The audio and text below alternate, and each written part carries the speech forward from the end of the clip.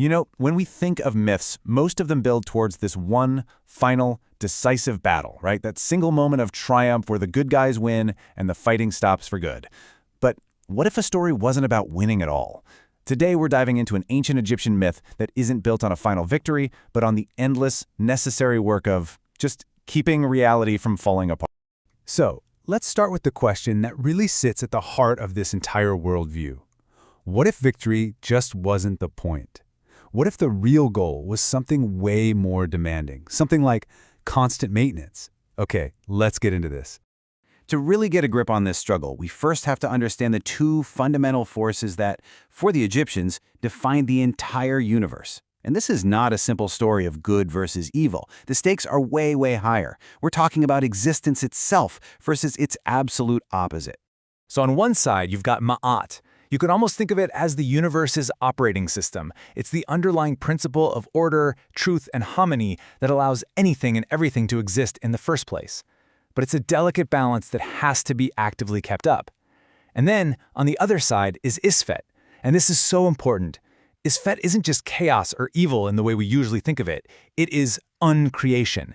It's that primordial, absolute nothingness that existed before the world, and it is always, always trying to pull everything back into that void. And the ultimate personification of Isfet is this colossal serpent, Apep. He isn't some villain with a complex motive or a tragic backstory. Nope. He is a fundamental constant of the universe, like a law of physics. He's the personification of entropy, the simple, terrifying cosmic truth that things fall apart. You can't reason with him. And, as we're about to see, you can never, ever truly destroy him. He can only be resisted.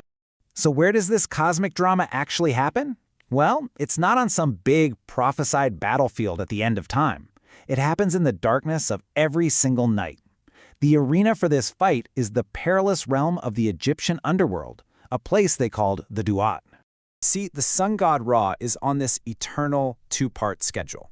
During the day, he sails across the celestial river in his dayboat, the Manjet, bringing light and life to our world. But as soon as the sun sets, his job totally changes. He gets into his nightboat, the Mezket, takes on a ram-headed form, and starts this incredibly dangerous trip through the underworld. It's a journey he has to complete to be reborn at dawn. And this journey is a serious, structured ordeal. The Duat isn't just some vague, murky abyss. It's a treacherous landscape that's literally divided into 12 regions, one for each hour of the night. And every hour has its own unique challenges, its own demons, and its own guarded gates that have to be passed. To make sure there's a new day, Ra's boat has to successfully get through every single one. It's here, in the deepest, darkest hours of the night, that the confrontation becomes unavoidable. This is when Apep rises up from the primordial waters to try and stop the sun's journey. And he comes armed with this terrifying set of skills designed to literally unmake creation. What's so fascinating here is how these mythological attacks were also their way of explaining natural phenomena. Apep's hypnotic gaze could paralyze the defenders, his giant coils would create sandbanks in the river to ground the boat, his roars were thought to cause earthquakes, and his ultimate move, trying to swallow Ra whole, that was the Egyptian explanation for a solar eclipse. I mean, can you imagine? It was a moment where it looked like the forces of uncreation were actually about to win. But, and this is key, Ra does not and cannot face this threat by himself.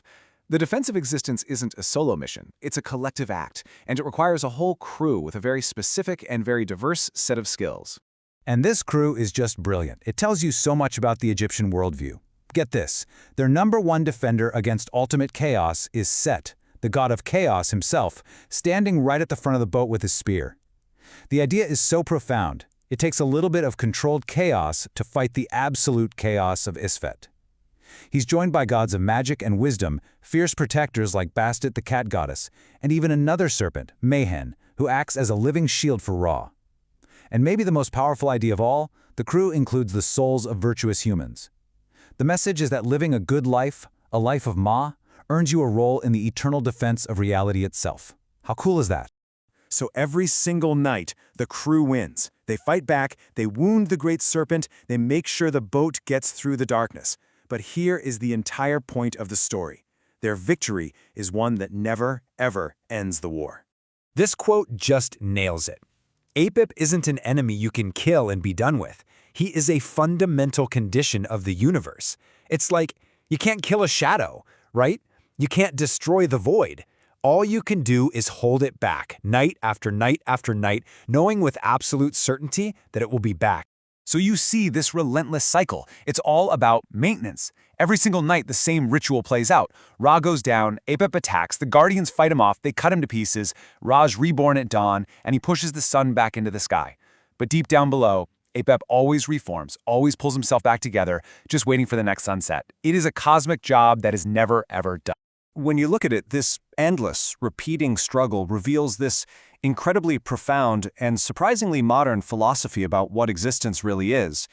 It's a survival strategy built not on the glory of a big win, but on the quiet dignity of just never stopping. To really get this, we need to know that the Egyptians basically had two concepts of time.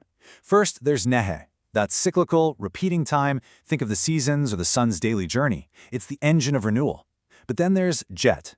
That's permanent, linear, unchanging time. It's the time of the pyramids, of the stable earth, of the way things just are. The whole point is that the nightly struggle happening in the repeating cycle of Nehe is the constant work you have to do to protect the stability of Jet. The repetition is what makes permanence possible. Let's just let that sink in for a second. In this worldview, the universe doesn't exist because Order won some big war ages ago. It exists because of a constant, recursive, nightly refusal to give up the fight.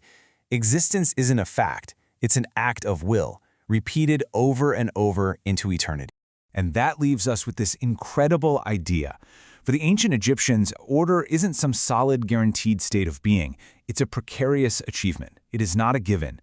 It is a choice made by gods and by humans every single day to do the work and live the lives that keep the darkness at bay just long enough for the sun to rise again.